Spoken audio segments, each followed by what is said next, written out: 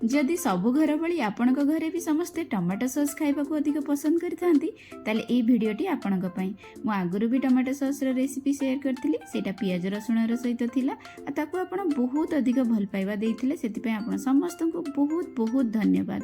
आज मु बिना पियाज रसुण रे टमाटो केचप रो रेसिपी नै कि आछि। चलंतु भिडियोटी आरंभ करिबा। एठी नैछि 1 किलो देसी टमाटो। टिके टाण टाण आ देसी टमाटो नेले टमाटो सॉस से बहुत भल बनिबो। एकदम नरम पचपच होतबा टमाटो आमे नबानी, भल क्वालिटी रो जिंस यूज करिबा, किंतु मार्केट थारु बहुत सस्ता रे टमाटो सॉस घरे बनेबा। टमाटो को भल भाबरे एठी धोई नबा। आज जो प्रोसेस रे मु आपन को टमाटो सॉस बनेबा बतेबी, से प्रोसेस रे जदि आपन करिवे टमाटो सॉस बहुत भल रे फ्रिज रे आपनकर मास मास धरि की रहिबो, बिल्कुल खराब होबनी, बिना प्रिजर्वेटिव बिना केमिकल रे। सॉस को केमिति भल भाबरे स्टोर करके रखि परिबे, वीडियोटी को पूरा देखिले आपन जानि परिबे। बड़ बड़ खंड करके आको हमें काटी नबा आ प्रेशर कुकर रे एमति नै जिबा। आधा छोटा चामच एठी लूण आ आधा छोटा चामच एठी गोलमरिच दे देछि, 3टा एठी दउछि लवंग, बास्ना बहुत भल आसीबो। मसला जोगु एठी दे देली लंका, टिके टिके राग भी आकु करबा। काश्मीरी चिली पाउडर पकोछि बहुत भल कलर आसीबा पई। एठी मात्र दउछि 2 चम्मच पानी। पानी बिल्कुल एथिरे अधिक दबा दरकार नै, टमाटो निजे ही पानी छाड़िबो, केवल तळटा लागि न जाऊ सेति पई अल्प टिके पानी मु दे देछि। प्रेशर कुकर लीड दे 2टा हुइसिल आसीबा जे याकु हमें रांधी नबा। प्रेशर को हमें रिलीज करबानी, निजे निजे प्रेशर रिलीज होला पर याकु खोली के हमें चेक करबा। आपण भाबुथुए बहुत सस्ता रे मार्केट रे टमाटो सॉस मिल जाउची, हमें कहीं घरे कष्ट करबा, किंतु घर तयारी टमाटो सॉस रो मार्केट वाला सॉस सहित किछि कंपैरिजन नाही। मार्केट वाला सॉस रे बहुत अधिक चीनी सहित बहुत केमिकल और प्रिजर्वेटिव भी थाए। एठी हमें फ्री ऑफ प्रिजर्वेटिव और केमिकल रे याकु तयारी करबा। एठी देखंतु केते लिक्विड बाहरी आछि। ए सब टमाटो रो जूस अछि, हमें मात्र 2 चम्मच पानी हेतरे यूज करथिले। आकु मु ब्लेंड करिया पे गोटे हैंड ब्लेंडर यूज करूची। आपण ग्राइंडर कप रे भी रखी के आकु बाटी देई परिबे। टिक्के ठंडा करिवे 5-10 मिनिट, तापर ग्राइंडर जार रे नै की बाटी परिबे। जदि हैंड ब्लेंडर अछि एमती गरम गरम भी आपण संगे संगे ब्लेंड कर परिबे। बिल्कुल फाइन करके आकु हमें ब्लेंड करिबा। 3 ରୁ 4 मिनिट समय लागिला आकु पूरा भल भाव रे ब्लेंड करके एकदम स्मूथ करिया पे। जेते स्मूथ आपणकर सॉस हबो सेते देखिबाकू खाइबाकू भल लागिबो, बिल्कुल लागिबो मार्केट रो ही किना है कि आसीची। जदि ए चाहि वीडियोटी को आपण देखुचंती आ रेसिपी आपण को पसंद आसुची, तले वीडियोटी को गोटे लाइक करिबाकू बिल्कुल भूलिबेनी। ज्योतिष खाना पीना रे आज फर्स्ट टाइम वीडियो देखुथिले गोटे सब्सक्राइब करके जिबार अनुरोध रहिला। म आगो को एई भली बहुत ही भल भल वीडियो आपण पई नै कि आसीबार प्रॉमिस करूची। एठी एटा ब्लेंड कर सारला परे गोटे चालुणी बा गोटे छणा नहीं जिबा, ताधरे आकु छाणीबा। छाणी देले जहाँ भी मसला अछि, चोपा आ टमाटर मंजी सबु एथिरे छाणी हे जिवो।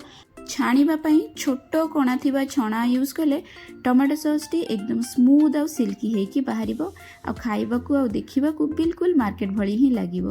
देखिबाकू मार्केट भली आ टेस्ट भी मार्केट भली हबो, किंतु मार्केट रो कोनोसी हार्श केमिकल प्रिजर्वेटिव किछि एथिरे रहिबनी।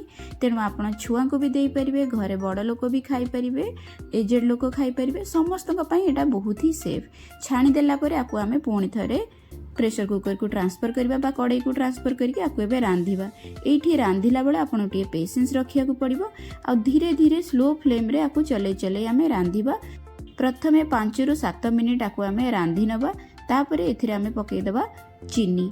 एठी 1 किलो टमाटो पाई मु 120 ग्राम चीनी यूज करची, आपण 150 ग्राम जाय भी देई परिबे।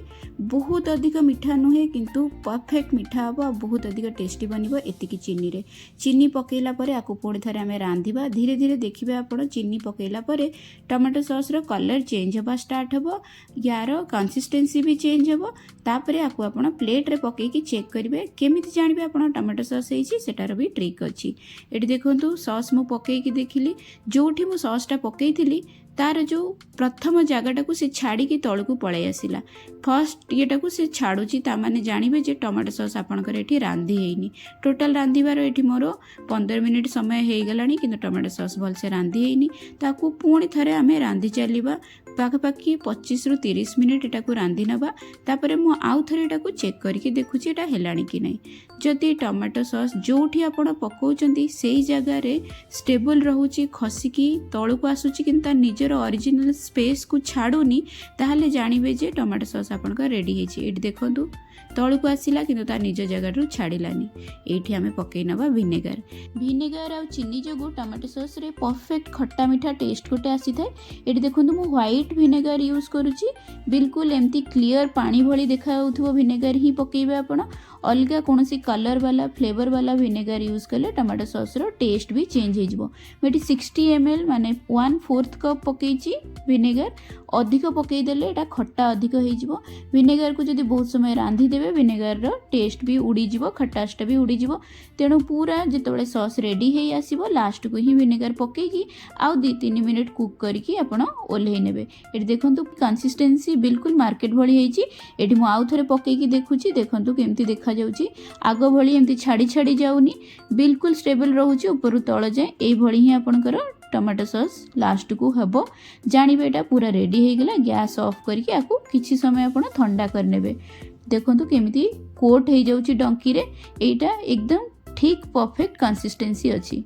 टमाटो सॉस टी टिके टिके उषुम थिला बेले गोटे काच बोतल को बहुत भल भाव में गरम पानी रे एकदम फुटा पानी रे फुटई नेबे, स्टेरिलाइज कर नेबे काच बोतल टी को बहुत भल से ताधरे स्टोर करिवे। टमाटो सॉस को फ्रिज रे 3 ରୁ 4 मास जाए आराम से एटा रहिबो। तार स्मेल चेंज होबनी, टेस्ट भी चेंज होबनी, बिल्कुल मार्केट भली ही एटा लागिबो।